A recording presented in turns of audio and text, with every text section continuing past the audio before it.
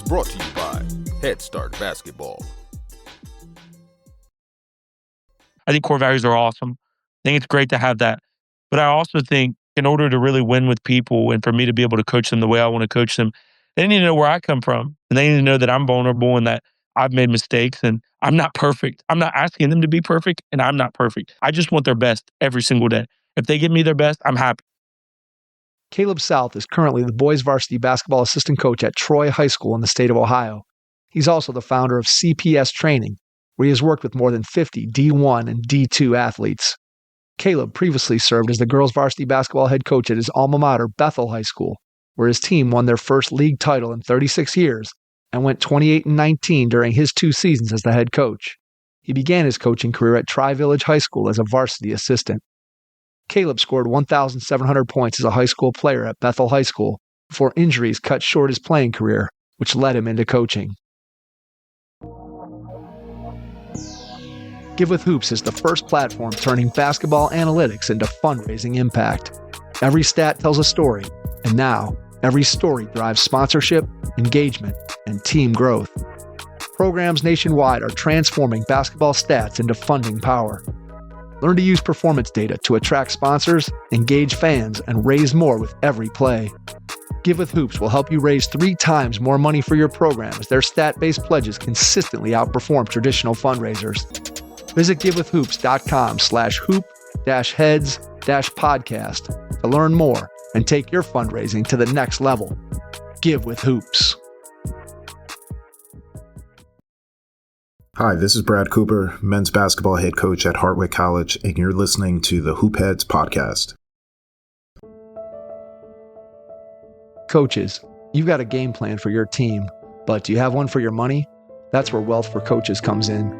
Each week, we'll deliver simple, no-fluff financial tips made just for coaches. Whether you're getting paid for camps, training sessions, or a full season, Wealth for Coaches helps you track it, save it, and grow it.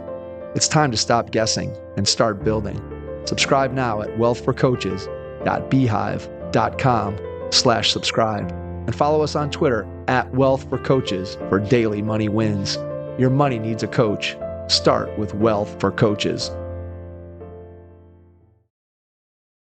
Have a notebook handy as you listen to this episode with Caleb South, boys basketball assistant coach at Troy High School and the founder of CPS Training.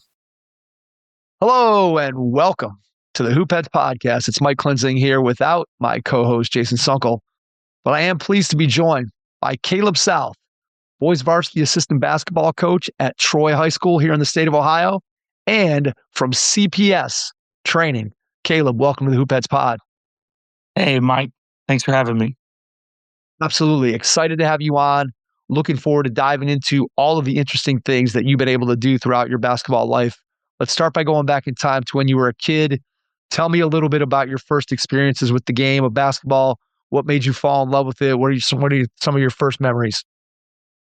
Yeah, some of my first memories in the game of basketball were going to my mom's practices. My mom was the JV girls coach at Bethel when I was really, really little, like 5 or 6. And I remember just being excited to go to practice.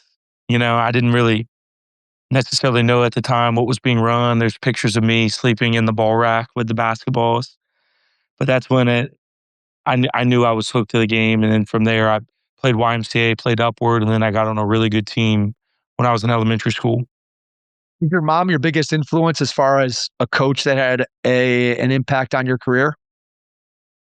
I would say my mom is the biggest inspiration for my career or just life in general. I would say the biggest inspiration for me as a coach has been Coach Cups at Centerville High School. That's much later in life, but my mom is the inspiration of why I'm a teacher, of why I try to, serve out the values that I have every single day. What part of your mom's personality, coaching style, the way she went about things, do you think is still a part of who you are today, both as a coach and as a teacher? I would say in the classroom, we both don't give up on kids. So, in my specific role as an intervention specialist, sometimes it requires differentiated instruction to get a kid to understand what you may be trying to, teach them in the classroom. But it's kind of helped me be creative. Like I'm a son of a teacher and coach. And then as far as athletically, my mom is probably more competitive than I am. I mean, there was no, I mean, she'd kick my butt until I was old enough where I could kick her butt, whether it was pig or just racing me. I mean, she was obsessed with like, let's first one to the car. And like when I was a little kid, I didn't understand, but it was a competition. And dude, she's a good athlete. She would beat me. She would smoke me. I think I was in 8th grade, the first time I beat her in a race. How'd that feel? Oh man, that's one of the biggest wins of my career. So as you're developing as a player, I'm thinking like junior high, middle school age. What are you doing to improve your game? What is your efforts to become a better basketball player? What does that look like? I would say junior high is when I really became basketball obsessed. And like I went to Rick Mount shooting camp. I went to Jim Clayton shooting camp. And I just was so curious. I went to every big college camp that they held at the time. And I just remember trying to play in front of and around the best competition possible. I'm from a rural area, and Bethel High School at the time was pretty small. And my goal was just to always be around and play the best. And luckily, I have two parents that are really supportive of me. And, they were willing to drive me to Fishers, Indiana to do a 4-day shooting camp. And they just kind of chilled in the hotel. And they were just, it really helps when your parents get it. Like my parents weren't really meddlers, meaning like it wasn't ever anyone else's fault. Like if I didn't do well, it was like, well, what'd you struggle with? Left pool. So, well, I guess we needed to rep more left pool. It was never anyone else's fault. And I think junior high is when I was able to really synthesize like the game, like be able to understand, okay, they're in a zone. Where's my shot going to come from? Or, oh, they're in man, I can attack and get to the basket. Would you say that you spent more time during that particular age bracket playing pickup basketball, or was it more time in the gym by yourself working on your game? A good question. I would say it was probably I'm an equal opportunity basketball hooper, meaning like I didn't always have people to play pickup with. Like when you're at a small school, like I don't remember a ton of open gyms we were able to run in the spring and summer in junior high and growing up. But I remember going to high school open gyms in 6th grade. Like I just wanted to work on my game. For me, it was there was a basketball under my mom's desk. And every day when the bell rang, I went and got the basketball and I went to the gym. And I needed to know what I needed to work on. And sometimes getting your butt kicked by some 17-year-olds is exactly what you need to, okay, I need to work on this, or I need to work on that, or I need to finish off contact better. And I wouldn't change anything about that. I mean, I definitely think being in skill development, I know a little bit more now of maybe, hey, you don't need to spend 3 hours on one thing and you can get everything done in a 45-minute concise workout. I, You feel like you were a pretty analytical player at that time and really trying to dissect your game. It sounds like just from talking to you now, and obviously, again, you have a lot more experience in the game now than you did then, but it sounds like even back then you were really taking a hard look at what you were doing as a player and trying to look for ways to improve it. Am I reading that right? oh, 100%. And sometimes that's a blessing and a curse. It's allowed me to help kids that I train now because I think sometimes I suck the joy out of the game for me because it's great to overanalyze what you could have done or should have done. But at the end of the day, like any experience you go through is a good experience. Even if you lose and you get your butt kicked, it's still something you can use to get better and grow your game. Yeah, absolutely. I mean, I don't think there's any question that if you're able to, I think one of the keys to being a good coach, I think it's probably a key to being a good player as well, and just about anything in life is the ability to be self-aware, right? Is if you know where you're at, where you stand, then you can go and you can make corrections. And then to your point, you have to be careful there that you're not too self-critical, as you said, and then kind of suck the joy out of why we all start playing is because the game is fun. And if you lose that, it's really hard to get it back if you lose that. So I can completely understand kind of both sides. It's almost a double-edged sword, right? You got to walk that line of being able to analyze yourself in your game so you can get better, and yet at the same time not being too self-critical that you can't get out of the way of yourself and not have fun with the game, which ultimately is an important piece of it for sure as well. You mentioned Coach Cups earlier, and I've been fortunate enough to have him on the podcast, but just talk about the influence and the role that he played in your life. I went to college at UD, and I'm sure we'll get there. We're kind of skipping, through high school and a little bit later. But when I went to UD, Coach Cups holds a leadership class when he taught at Centerville. And I remember I sent him a cold turkey DM on LinkedIn just because I knew about him. I knew the type of program he ran from multiple people that told me. They kind of knew me and what I was trying to build. And he allowed me to attend that leadership class. And I would go before I went to class. Like I was in college. So I would go to his leadership class. I'd wake up pretty early. I mean, I believe it was first period. So I was going there for first period. And then I had lecture at 9. And I don't, there's a proverb we always quote. I always tell them it and I always get it wrong. But essentially it's when the student's ready for a teacher, the teacher appears. And for me, I still think sometimes I'm hard to be led. Like it's hard for me to receive information, but from him, he's really challenged me. And sometimes it's not always what I want to hear, but it's what I need to hear. And it's been really cool to be kind of a really young coach and a young man. And now our relationship is like, I can call him and talk. And it's just really cool how the relationship's evolved. He's the best coach I've been around. Culture, team building, defensive philosophy. I mean, anytime I have stuff I want to bounce off in the basketball world, that's definitely who I'm giving a call to. I've been around a ton of really, really good coaches, but I would say he's the one that's poured into me the most. When you find the right person that you click with, I think that's invaluable. And I don't care whether it's in coaching, whether it's in teaching, whether it's in any environment that you can get into. When you have somebody who's had the kind of success that Coach Cups has had at Centerville, and then he's willing to give to you and to be able to pour into you, as you said, that's just such a valuable thing that I think a lot of young coaches don't always necessarily take advantage of it, because I know I can speak for myself, and we can maybe get into this a little bit. We'll work backwards, but I think sometimes ego gets in the way, right? Of we think we know what we know, and we're not always, as you said, open to somebody pouring into us. And so it sounds like you've reached a point where, man, that relationship with him is one that not only is valuable today, but I'm sure it's going to be valuable for you going forward. So to work our way backwards, when you're a high school player, at that point at all,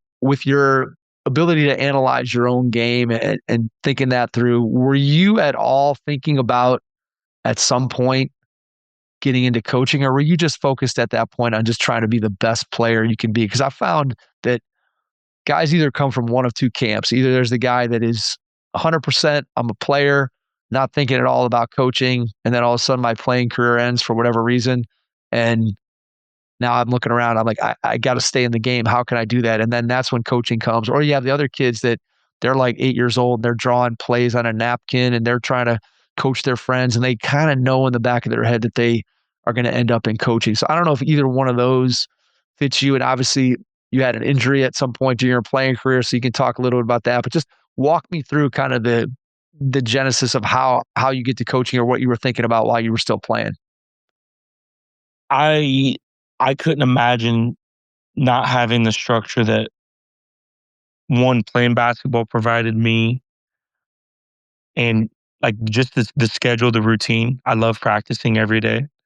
I love knowing, it used to be school, now it's work, and then we have practice. That's something I was like a fish out of water, when I was young, and I got injured, and I would say I had an unrealistic expectation of what I was as a player. I was a good high school player. I wasn't a great one. So, in my mind, I'm thinking I'm going to go D1 or I'm going to go to Duke. And it just wasn't necessarily in the cards for me with my game and my athleticism at the time. And coaching has been the most challenging, but the most rewarding job I could ever have.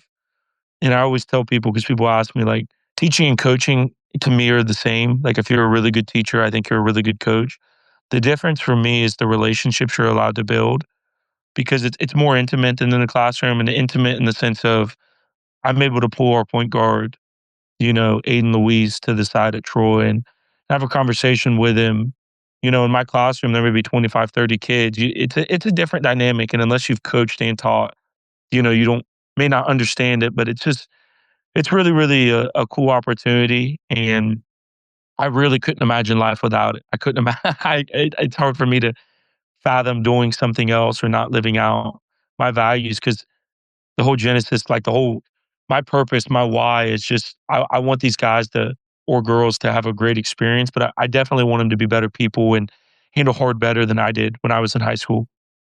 Did you know that that was going to be your purpose, or did it sort of slowly build into that career? Man, basketball's always been my purpose.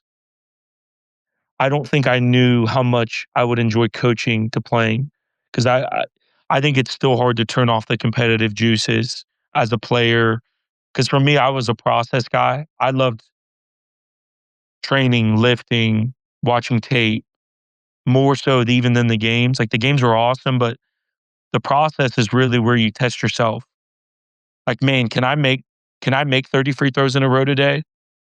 Am I going to be? I'm going to stay in this gym until I make 30 free throws in a row today.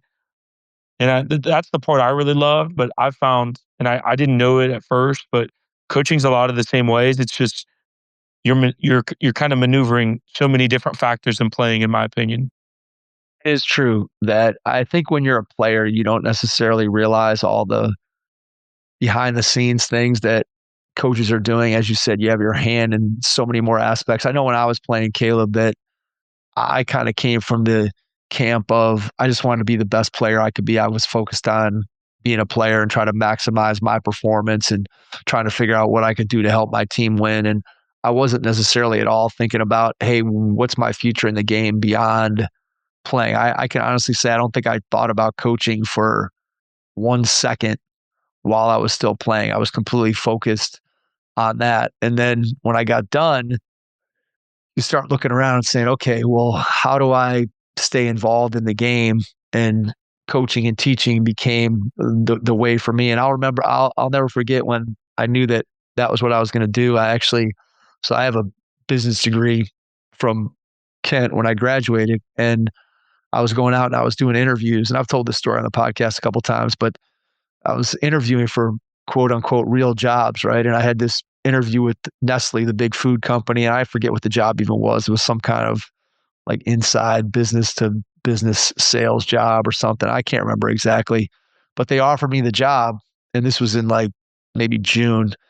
And they said, well, you're going to start on July 1st. And I went home, and my dad was a professor at Cleveland State. My mom was an elementary school teacher. And so I'd never seen anybody really work in the summertime. And I went home and I'm like, hey, I got this job, and I'm supposed to start on July 1st. And I'm like, but I don't think I want to put on a suit in July and go to work. Like I had never seen anybody do that. And that was the moment where I was like, I think I'm going to go back to school and get my teaching certificate and get into coaching. And that's what I did. And, then from then on, it kind of became, again, I started to look at things and look at the game a lot differently. And it is interesting how the transition from playing to coaching, just again, your mentality, there's still that competitiveness. There's still like, I don't think the desire for me to play and compete has never gone away, even though I tore my ACL when I was 42, which is now like 14 years ago. So I really haven't played since then, but it's still like when I lay my head down on the pillow and I'm having dreams, I still I still dream like I'm a player, if that Oh makes yeah. any sense. But it's just it's such an interesting transition. And for me, it was just like this moment. I'm like, okay, I gotta, I want to stay involved in the game. Let me go and do the teaching and coaching thing. And it ended up being a really good decision for me. So just talk a little bit about the search for that first job as you get out of college and what you're thinking about. Yeah, I had a really, really good high school experience, like playing, and we were really good and we won a lot of games. And For me, when I got injured, I had a knee injury, an Achilles injury, a foot injury, back to back to back. And I was really lost, just kind of searching for meaning. And I actually I had a coach from Tri Village, Brad Gray, brought his kid to train with me. And it was a kind of like hit it off. He really liked what I was doing. Said, "Hey, we need to bring you on our staff at Tri Village." And I had the opportunity to go there when I was 20. And I coached there. We went to regional semis that year, and I learned a ton from Coach Gray. He does a great job over there. And then after that 1 year, I was able to get the head girls job at Bethel High School, where I'm from. And I mean, just a dream year. I mean, we won 20 games. We won a league championship, the first one since 1984. And that group of girls, I mean, I was so young. Those group of girls, I feel like taught me more than I could teach them at the time. But it also, I don't know if it's a good thing or a bad thing, but it was like, oh, okay, I can do this. But after that experience, the boys' job at Bethel, the program I played in, came open, late July, and I switched over to coaching our boys. I was 22 at the time when I switched over, and I think the biggest feedback I give, because I try to pour into a lot of kids, a lot of young coaches if I can, is I think just never lose your why. Like there's so many external factors that pull you and prod you, and you feel like you have to measure up or you have to show bravado. But the biggest thing I just try to do every day at work or training is just trust my work. Like it's the same way with coaching. Like I got teed up so many times, and I feel like getting teed up is insecure behavior. Because if you trust your work, like if you trust the work you put in during practice, the off season, the weight room, like why am I arguing a charge call or you know uh, a touch foul? Like all that stuff just becomes secondary because like I'm here to grow these kids. I know what my high school experience was like, and I want theirs to be better.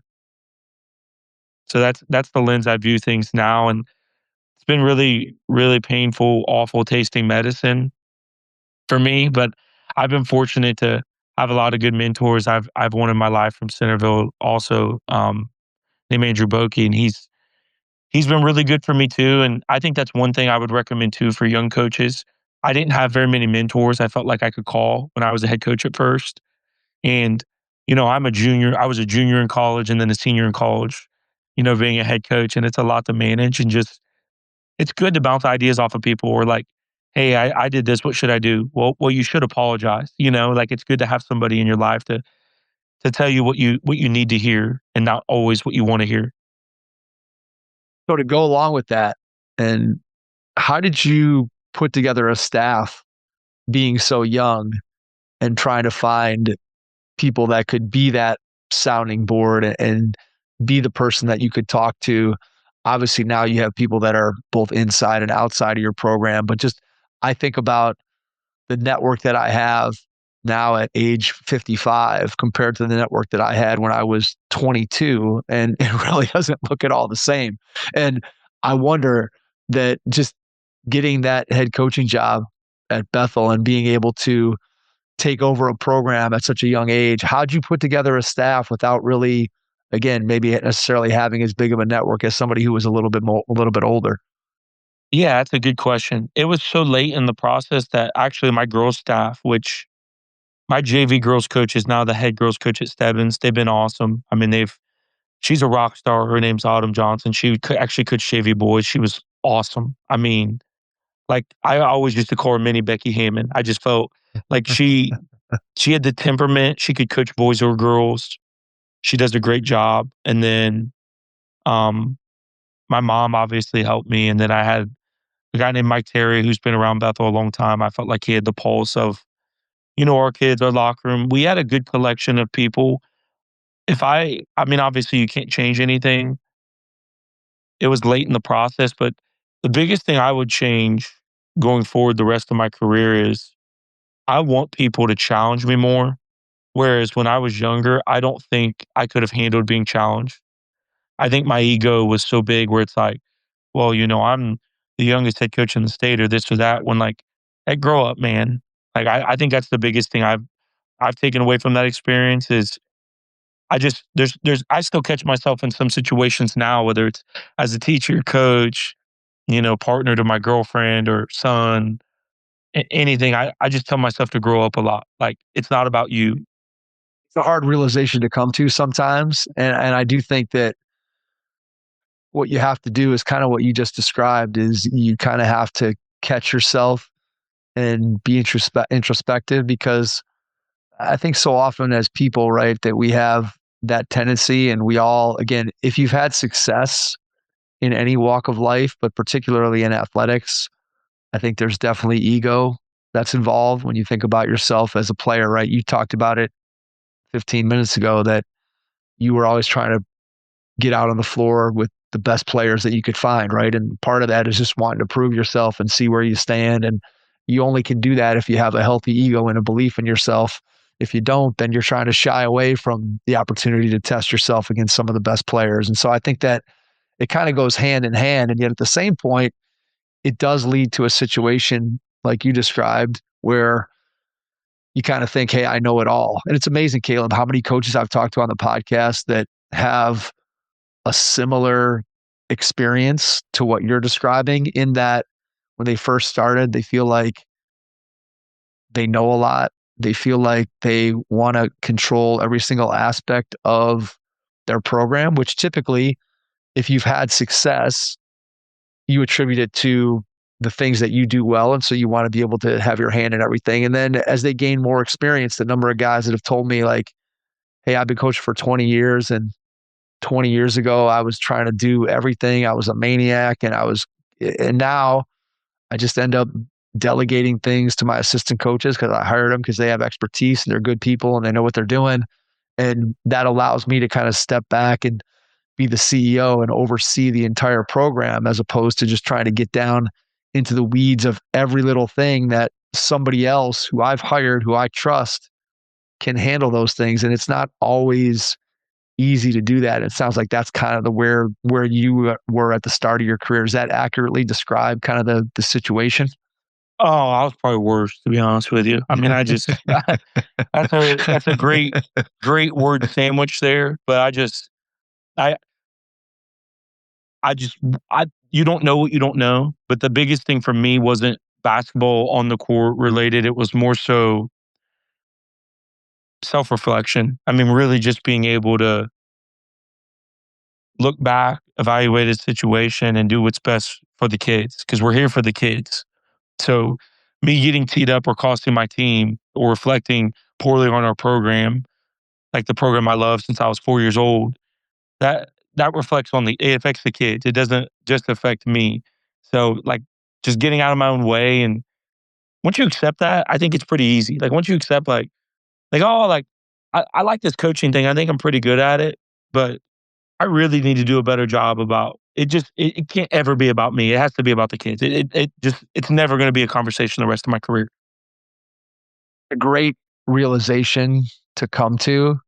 And I think it's one that sometimes a slow journey to get there. I can tell you that I went through that journey as a coach, and I've also gone through and am continuing to go through that journey as a parent, sitting in the stands, watching my kids, and just continuously having to remind myself that it's them out there playing and it's not me. And I can provide guidance and I can provide help when it's asked for, but I can't want it more than my kids do. And when I was a coach, I can't want it more than my players do. You can do what you can do.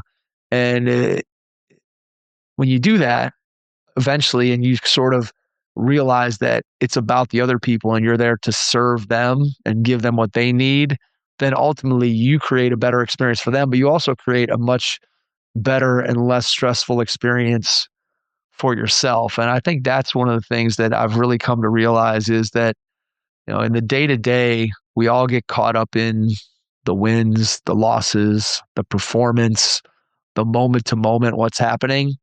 And then when I look back at my coaching career, my playing career, there's very few individual games that I remember what my performance looked like or what my team's performance looked like. But what I do remember is the overall experience that I had as a player and as a coach and what that felt like and who the people were that were a part of that experience. And that is what carries with me. And that's what's impacted me. And yet in the moment, what was most important to me was, how many points am I getting in this game? How am I helping my team win? Did we win the game? And yet, ultimately, when I look back, that stuff is way, way less important than I thought it was in the moment. And so let me ask you this. When you think about, and you talked about it, the experience, right? And that it's about your players and giving them a good experience. So when you think about what makes a good experience for a high school basketball player as part of a program, and you can take it on the girls' side, the boys' side, take this question in whatever direction you want. But when you think about a good experience, what does that look like, and how can you as a coach try to contribute to that? Obviously, this is one man's opinion, but for me, like the way I would describe a good experience is clear expectations and rules. All the programs I've been around that get into trouble or coaching friends I have, I think just clearly defining roles, what you expect from everybody in your organization. And then from there, how do I get this high school kid, this 16, 17-year-old high school kid to one, buy into their role, but two, max out their role? Like really take pride in, even if your goal is to be sixth, seventh man and you're going to come in and you're going to give spot minutes and you're going to guard and you're going to rebound. How do you get a high school kid to believe that that role is the most important role? That what I do matters. I think that's really important. And then off the court, I think also clearly defining what behaviors you want to promote, because if we permit behaviors, we're going to promote those behaviors. And my goal is any kid that plays in my program or comes and trains with me is a part of my training program. That even if they don't play in the NBA or the WNBA, or even if they don't go to Duke or they don't go to Ohio State, that they still had an experience that taught them lessons that they can use in their life, whether they're going to be, an electrician, or they're going to go to college, or they're going to be a doctor, or they're going to be a nurse. I've trained them all, coached them all. I had kids that have done everything. And the most fulfilling part of my job as a trainer, coach, educator is getting that text. Hey, Coach South, I just want to let you know, I didn't get this job, but I kept my head up. I applied for this one and I got it. And I'm just so thankful you held me to such a high standard. Getting that from a kid 5 years ago when I first started training, it's really, really cool. Absolutely. Those are the best calls that you can ever get from somebody that you had an impact on, that years later, they come back to you with something, whether it's just a hello, whether it's news, whether it's a question, whatever it is. I can honestly say that as a coach and as somebody who's been around the game for a long time, that those calls mean a lot. And I've also been on the other end of as the player, talking to my coaches, and I know how much that the conversations that I've initiated with them, how much it's meant to those coaches, just to again know that there's somebody out here that they had an impact on. I think that's really powerful. Are you or an athlete planning to go D3? Check out the D3 recruiting playbook from D3 Direct. Their playbook gives you a clear step-by-step roadmap to the recruiting process, what coaches value, key milestones from early high school through application season, and how to build a targeted list of schools that fit your needs. The playbook demystifies researching D3 programs and how to stand out without chasing every camp or showcase. The modules cover things like writing emails to coaches, building an effective highlight tape, using social media well, planning camps and visits, and navigating application strategy. You'll get templates, checklists, and an outreach plan to communicate confidently, learn how to compare financial packages, and avoid common missteps. By the end, you'll have a prioritized school list and a decision framework you can use to land your best fit opportunity. Click on the link in the show notes to get your D3 recruiting playbook from D3 Direct.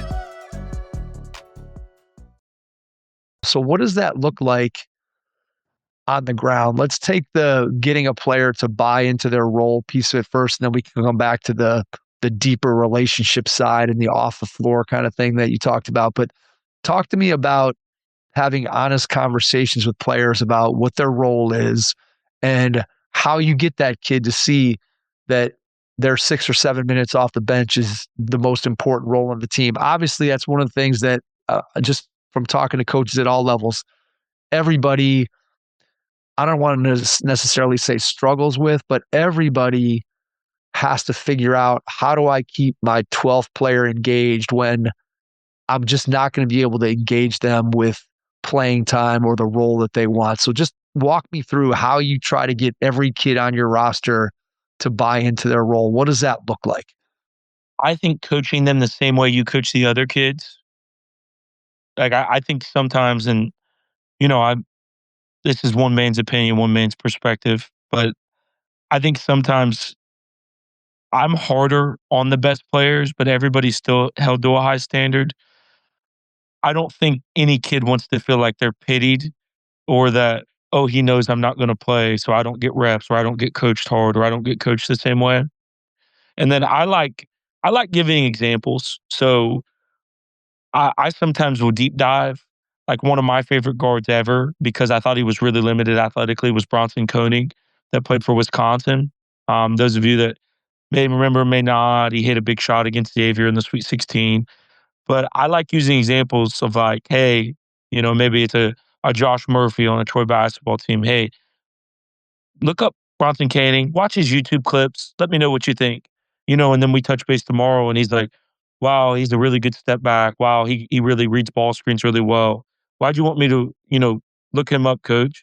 My response would be, well, he does everything under the rim, and you play under the rim. Like I think that helps a kid to see, hey, all I've been told my whole life is I'm limited athletically. Well, who else has been able to get it done? And obviously we're talking about high school kids and not, Big Ten, Division I athletes, but there's examples all over the place. It's great. I mean, I think if you can point to somebody that is in a similar situation to a kid that you're coaching, I think that's really valuable. And I love the idea of coaching everybody the same. And I do think there's something to be said for making sure that you coach your star player the same or even maybe a little bit harder. But I know one of the things that has been frustrating for players that I've talked to, and it's also something I think coaches sometimes forget about, is those players at the end of the bench that are reserves in practice. And a lot of times, again, especially as you get into a season, right, you're focused on the 7 or 8 guys that are going to play. And so if you're working on your offense and those guys at the back end of your bench are playing defense, they almost never get coached. And all the focus is on those offensive players. And I think one of the things that you can do as a coach to be able to keep your players engaged is to continue to coach those guys who are whatever. They're the practice squad. They're the scout team. They're the defense all the time.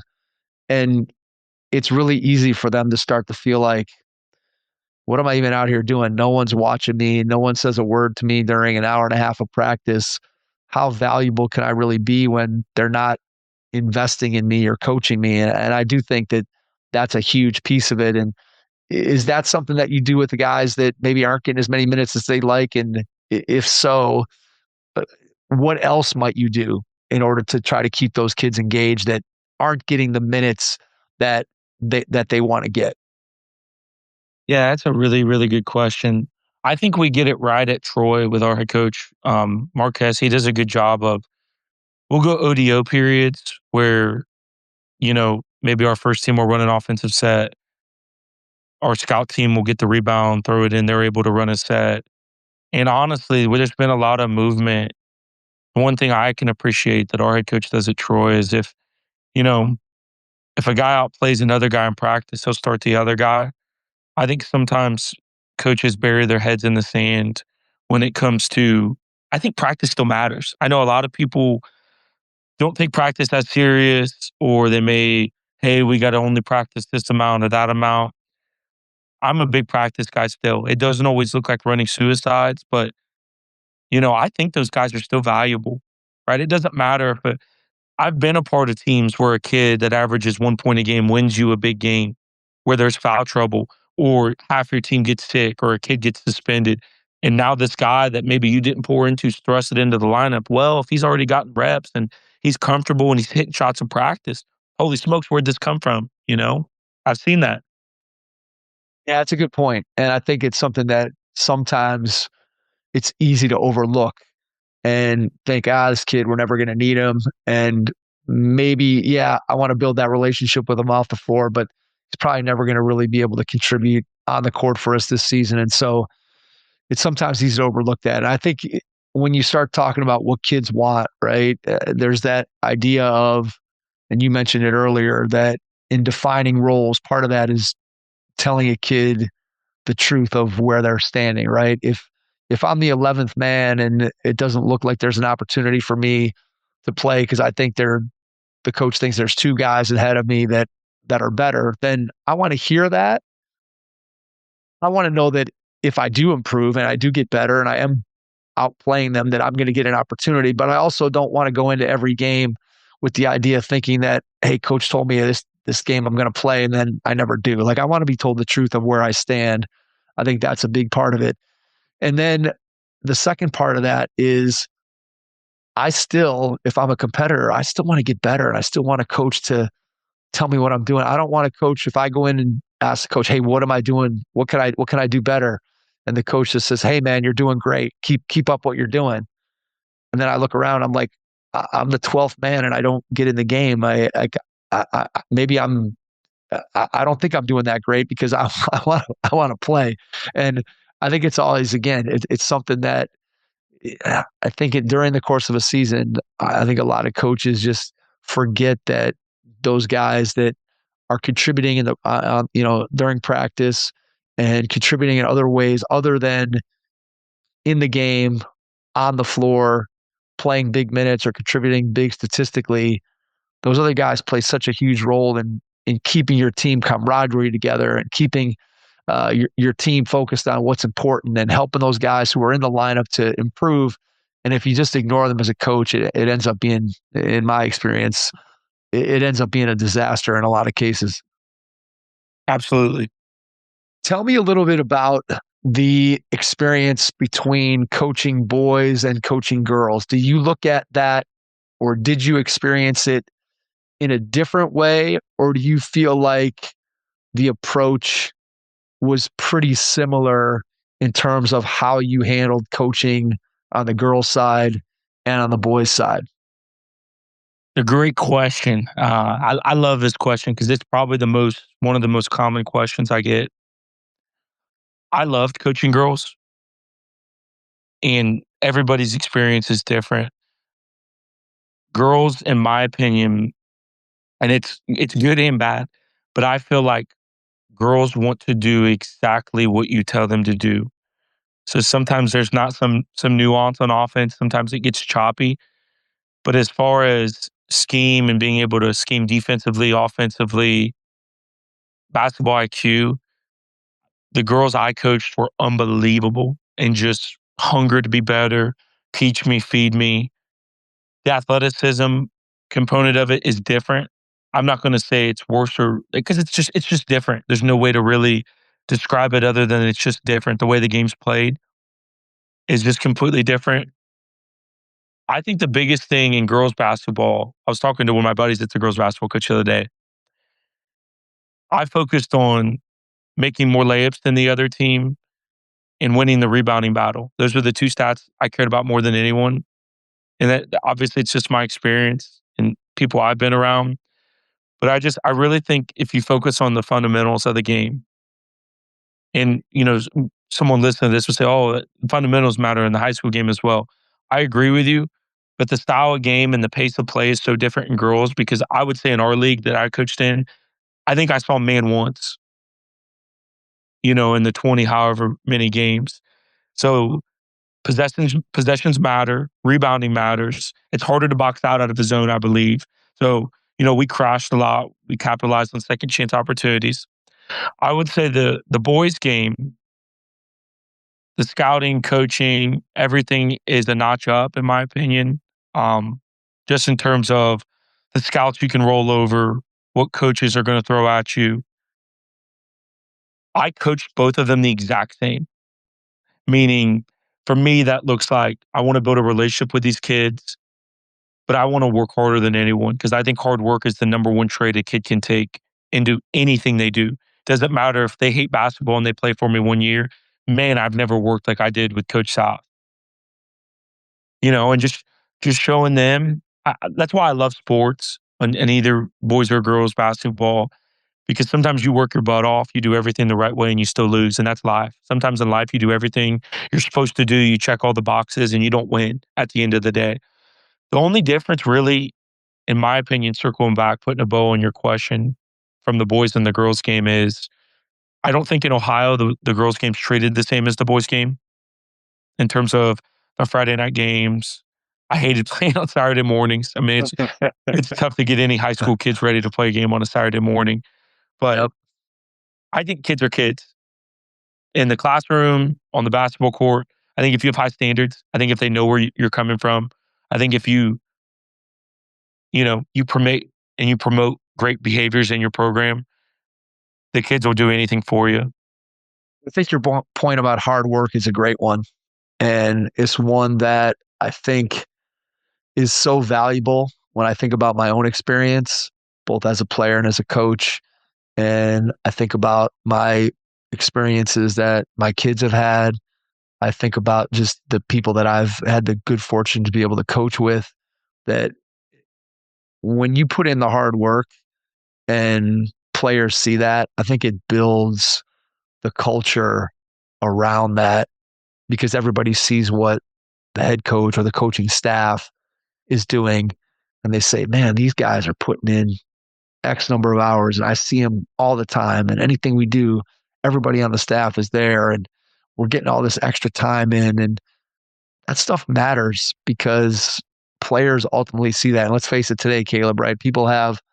Kids have lots of other things that they could be doing besides going to open gym or getting in an extra workout or whatever it might be. There's plenty of other choices of things that they could do. And I think when they see their coaching staff working hard, I think there's no better sales pitch for building the kind of program that you want to have than making sure that it starts with you as the head coach and your coaching staff working hard for the players, right? Which you talked about before, that ultimately you're working hard for the benefit of the kids who are a part of your program and trying to give them best possible experience that you can give them. And the only way to do that, it starts with hard work. And obviously there's a lot of pieces that fall in after that.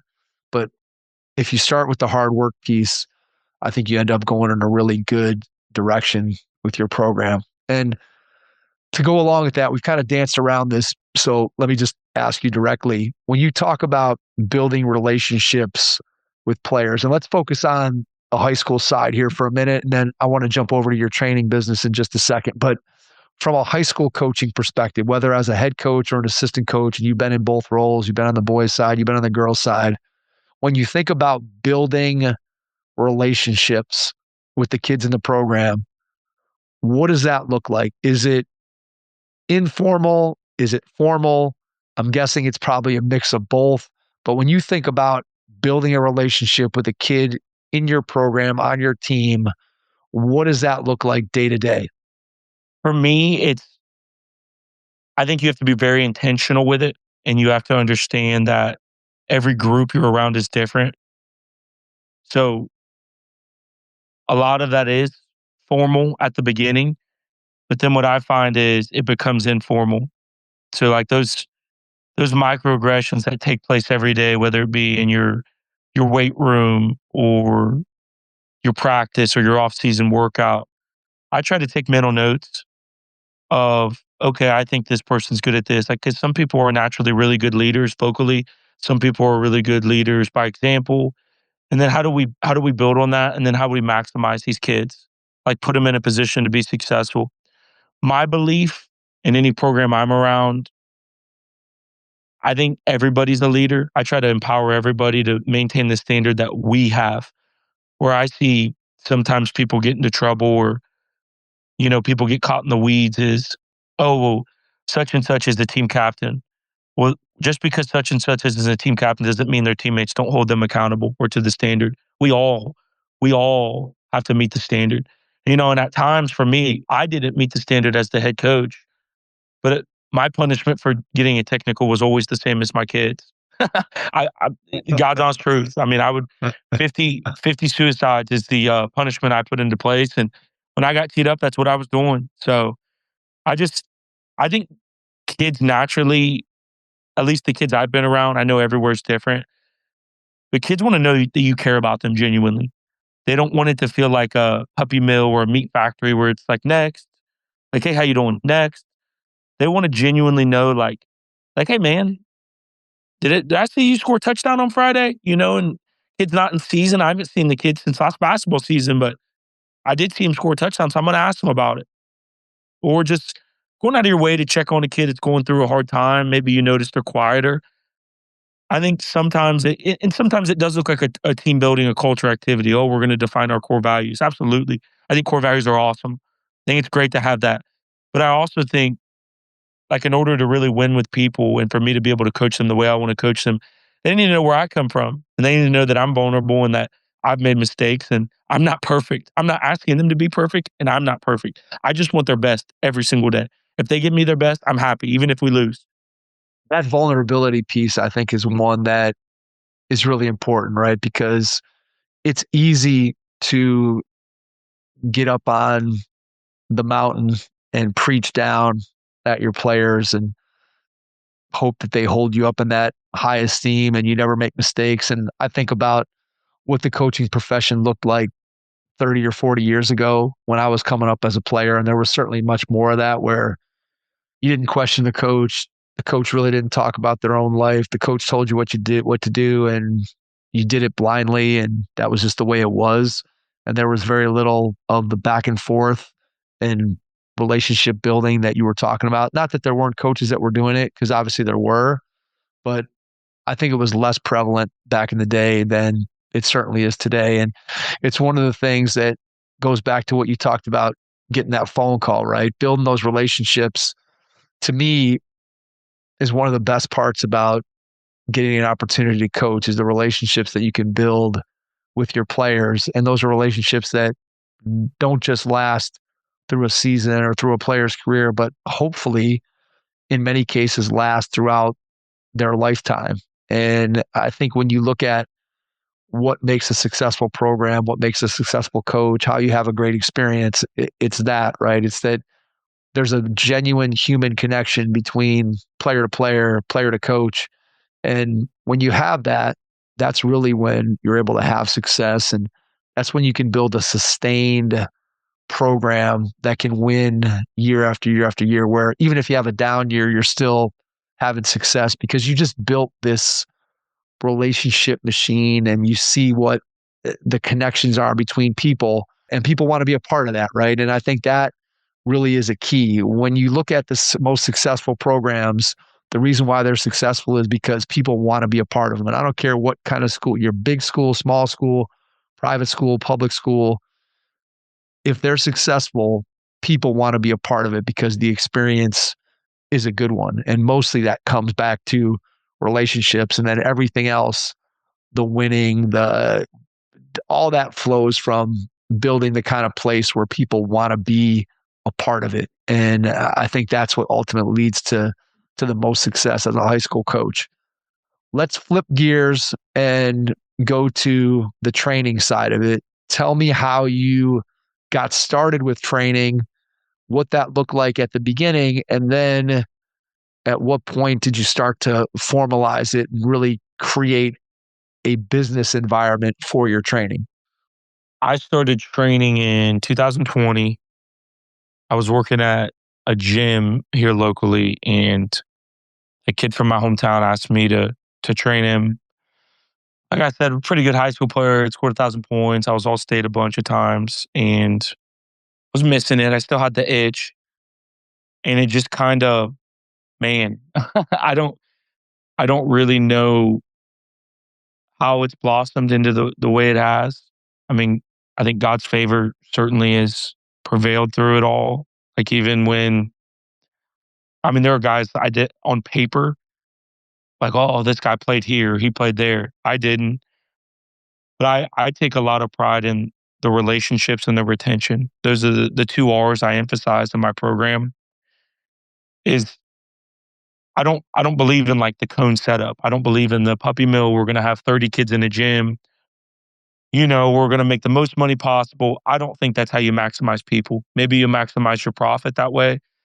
But for me and the way I'm able to do this and fight off burnout is every kid that walks through that door, I know their name, I know who their parents are, and I know exactly what type of experience that they're looking for.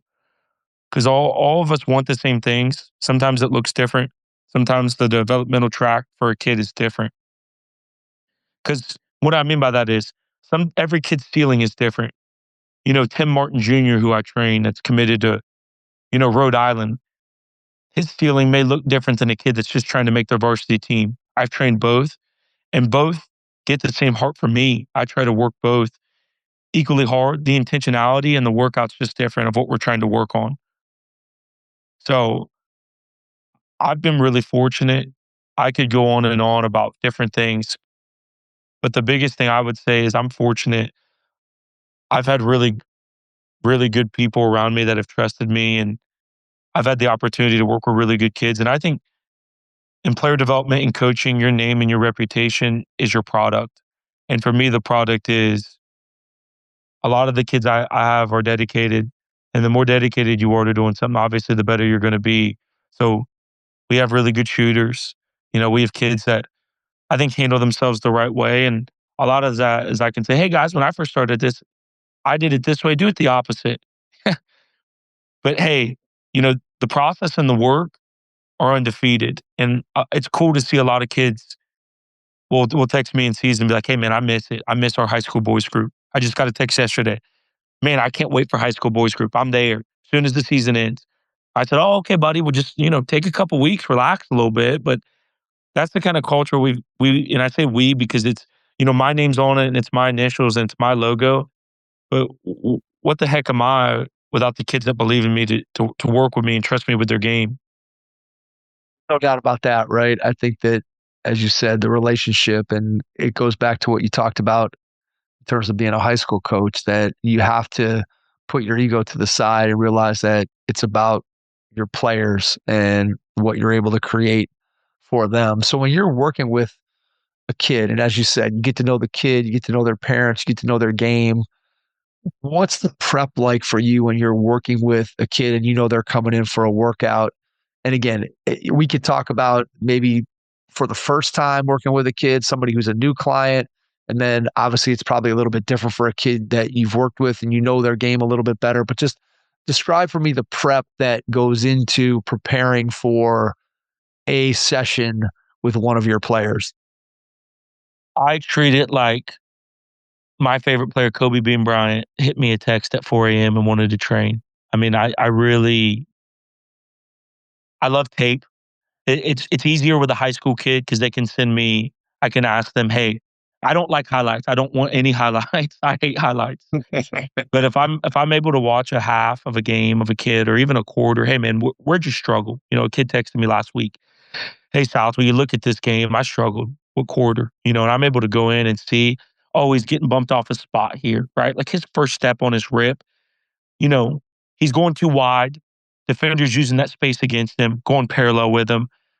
Those are easy fixes I can fix in an individual workout. I love the group stuff because I'm very much a see it, say it type of guy. So, a kid's struggling in a workout to get a shot off. We're able to talk about their angle, right? Maybe the move's great. I did an in and out cross, coach. We worked on that in an individual last week. Why is this not working in group session? Well, in your in and out cross, your right foot's going too wide. Therefore, when your other foot steps over on your cross, the defender literally just slides parallel with you, right? Like that's a quick fix in a boys group. He goes out next time, he tries it. Oh, I have a counter. Boom. Pull up jump shot. Where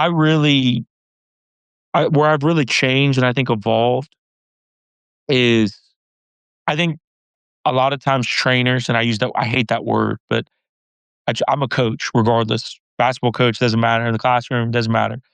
But I think where I used to get it wrong is I felt like I couldn't coach them hard because, it's a service. You're getting paid for a service. I don't do that anymore. And I'm very upfront. I treat it like you play for Duke or you're a part of a program. It's not just oh, we're going to come in here and we're just going to dribble you around some cones and everyone's going to feel good. I want you to feel good about yourself, but I want you to feel good about yourself because you did something really freaking hard. And that's how I believe that's how you maximize people. I don't think it always looks like, hey, good job when you're missing layups or, and that doesn't mean tear down a kid's confidence. It means, hey, man, get your eyes to the rim. You're leaving everything short. I think you're 100% spot on with that.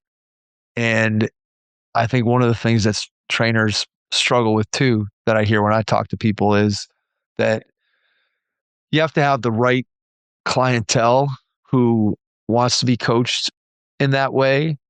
And people sometimes are worried about losing clients, right? Hey, I coach this kid too hard, or I tell them the truth about where they're at with their game, that they're going to go somewhere else. And I've said this before, but a lot of times it feels like training can sometimes be a commodity, right? That, hey, Caleb's not available, so guy X down the street, I just take my money over here because Caleb couldn't fit me in. My schedule didn't match up with his.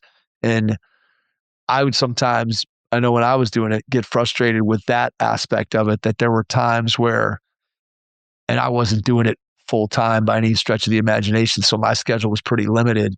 And I'd work with a kid and things would be going great. And I'd feel like I was helping them. And then all of a sudden they'd show up down the street because I couldn't meet their Tuesday at 4:00 time slot. And then they're down there working with a guy who's got a baseball hat on and is sitting down eating a sandwich while they're training. And I'm just like, what's happening here? So I completely, again, understand where you're coming from with the wanting to be able to push the kid hard and wanting to be able to tell them the truth about where their game is. I think that's really, really critical when it comes to being a good trainer / as you said, coach, and giving the most to the kids that you possibly can. Tell me about the scheduling process for you. How do you go about putting together your schedule? How much are you available? What does that process look like for somebody who's out there who either is thinking about starting a training business or somebody who's maybe struggling with the scheduling piece of it? What does that look like for you? I think when you first start training, there's not really any fancy or cute way to say it. You're going to have to work maybe 7 days a week. I've trained 7 days a week before. And well, why do you do that? I think, first of all, define what type of trainer you want to be. If you want to do mega groups, I mean, you can cut that down. I'm a quality over quantity type of guy. That's just kind of what I wanted to establish and what I wanted to make my name on.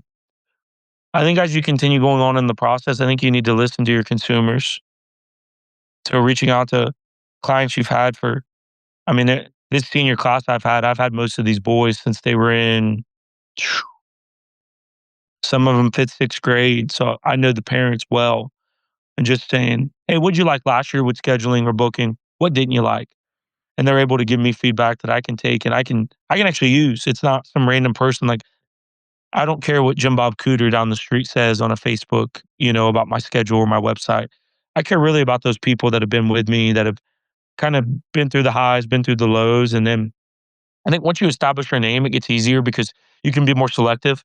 You're not teaching a 3rd grader how to shoot right-hand layups on a Friday night at 7.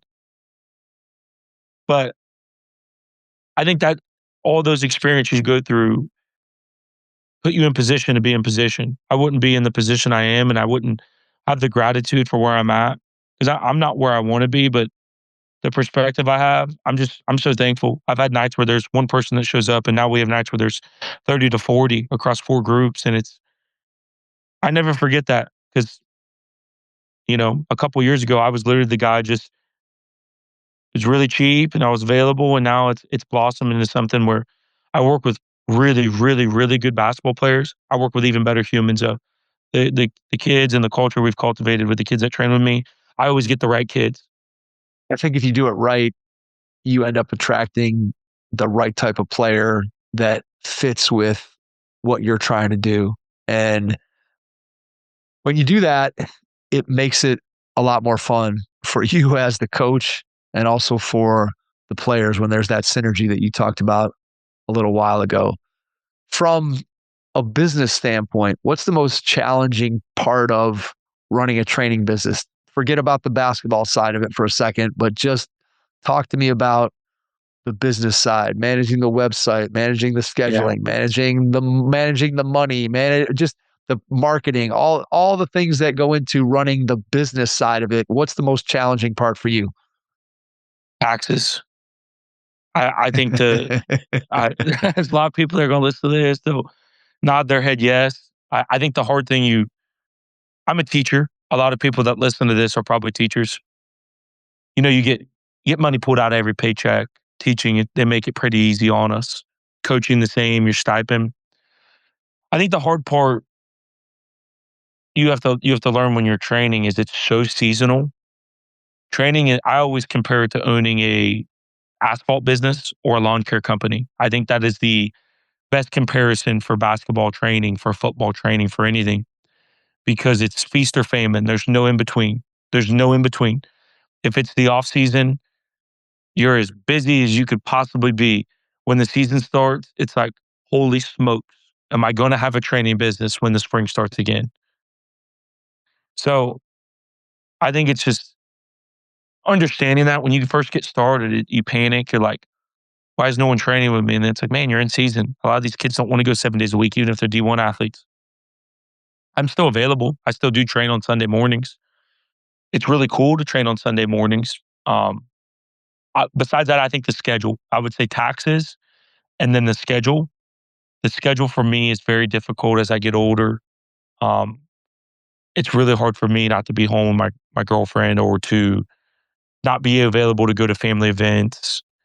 And it's really, really difficult to manage as I continue getting older because time is valuable and time is precious. And I love what I do. It gives me great meaning. But I mean, getting up and being in our building at 7 and then training until 9 and then getting home at 10 o'clock without eating since lunch at school, it's it's a grind. And I don't want anybody to hear this to think I don't like I love the quote, I can't complain to have too much on my plate when I ask to eat, because I used to pray to have the opportunity to even work with these kids.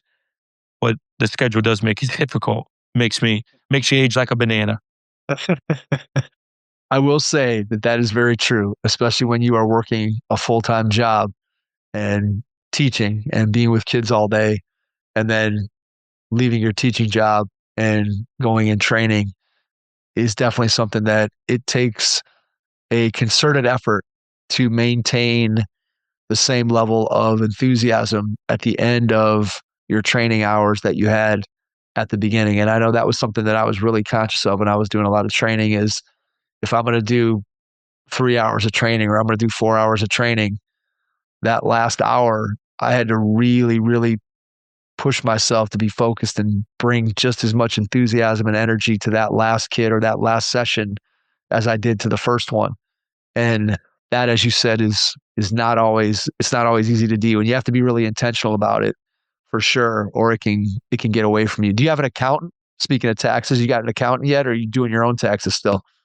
Oh yeah, I got an accountant. Yeah. I don't have the mental capacity to sit down and there's no way. There's no way. I That was the definitely have best. That was the best decision I ever made was getting that. So when I started my camp business, and now we're talking, this is, 20, 25 years ago at least. And I remember when I used to do my own taxes, kind of watching my dad, who always did his own. And so that's kind of what I was doing. And then eventually I'm like, I got to take this business, and I incorporated. And when I incorporated, I went and got an accountant. It was like, that was the best money. This is the best money I ever spent once I did that, because I went from having to go through and do the whole thing to basically just gathering up all the receipts and data and everything. And obviously now you can do it much easier on the computer than you could even 20 years ago.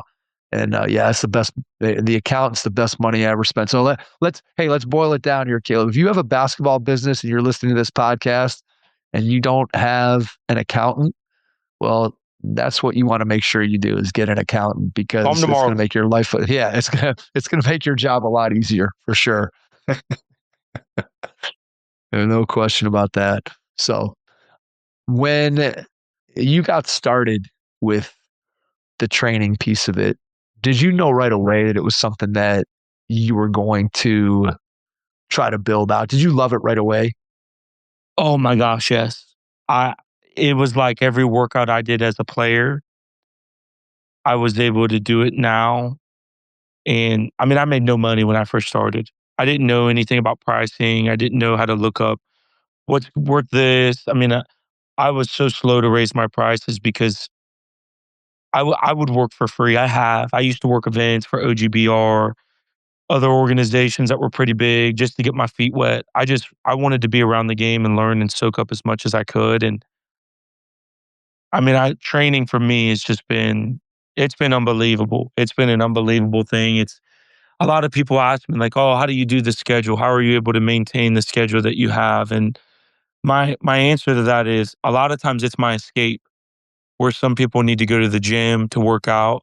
Training for me is my going to the gym or it's going to dinner with friends or that's what fills up my cup.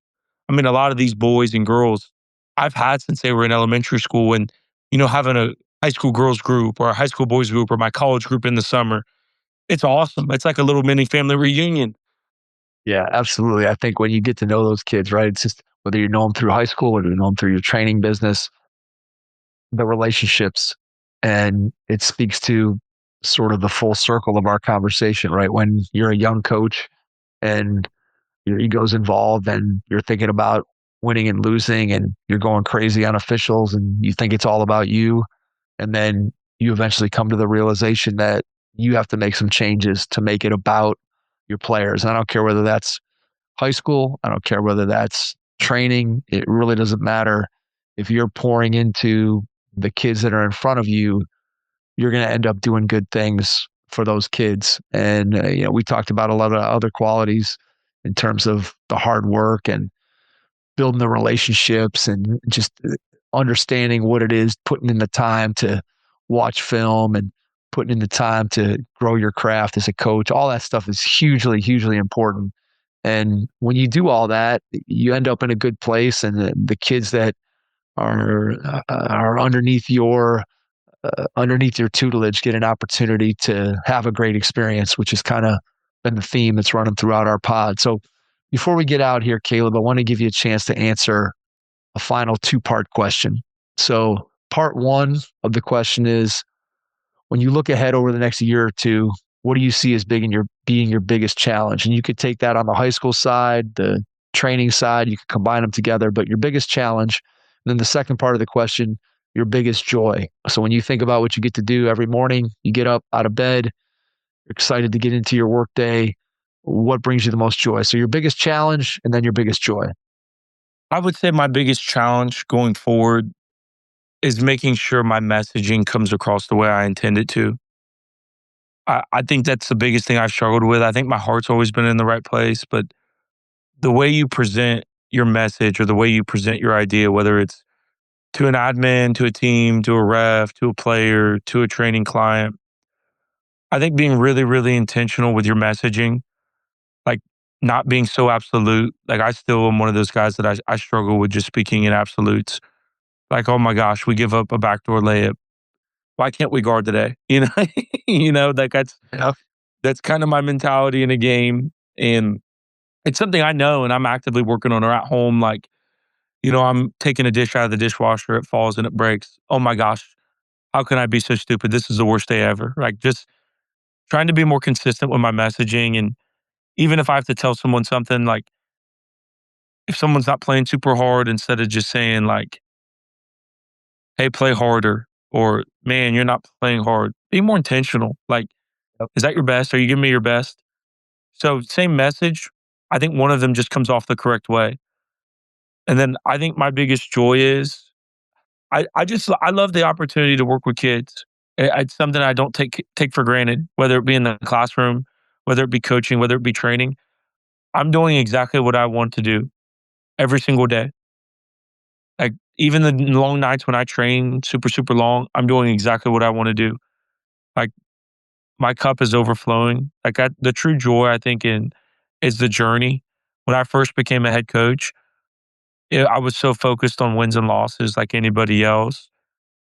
the journey is the destination, right? Like the process, seeing kids grow, seeing yourself grow, like even quote unquote, the challenging kids you may have, they're going to make you grow. Your ability to reach them, your ability to get through to them, that's only going to help you grow. And I think the way you frame that in your life is going to determine how successful you are. The opportunity to get up every morning and do something that you love, that you feel like is your calling, your mission in life, and to be able to impact kids using the game of basketball that you love. To me, that's just something that makes it so special, right? That you get to use a game that has been so good to you, to be able to pass that down, pass it along to the kids that get an opportunity to work with you and use the game to teach those life lessons, to build those relationships so that you do get that phone call 5, 10, 15, 20 years down the road from a kid that remembers what Coach South did for them back in the day when they were a part of your program. There's nothing better than that. All right.